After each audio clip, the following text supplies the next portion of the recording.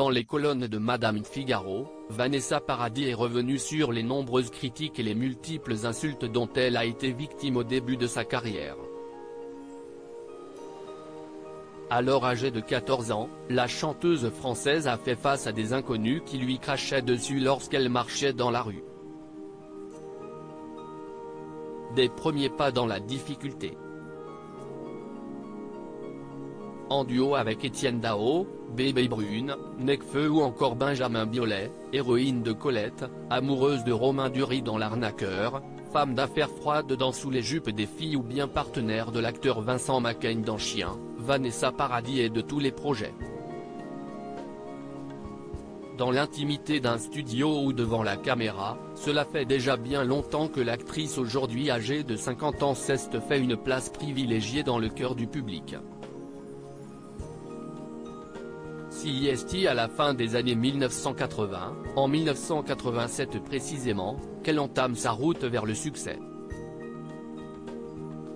De sa voix fluette, l'adolescente de 14 ans entonne Joe le taxi, titre avec lequel elle prend la tête des hit-parades et enfonce les portes de la célébrité.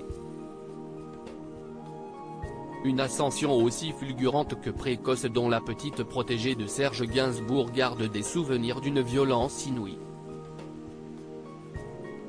Tour à tour attaquée sur son physique, critiquée pour son manque de talent, toisée comme un animal ou publiquement insultée, la chanteuse fait face à de multiples remarques extrêmement brutales à ses débuts. Dans le documentaire Oh les filles, l'ancienne compagne de Johnny Depp se remémore de sévères attaques répétées, dont elle conserve de profondes blessures. Interviewée dans les colonnes de Madame Figaro, l'actrice revient sur ce traumatisme et les prémices de sa carrière qui n'ont rien d'une divine idylle. Des gens que je ne connaissais pas m'insultaient si la compagne de Samuel Benchetrit n'a désormais plus rien à prouver, nombreux sont ceux qui ont tenté de lui nuire avec brutalité.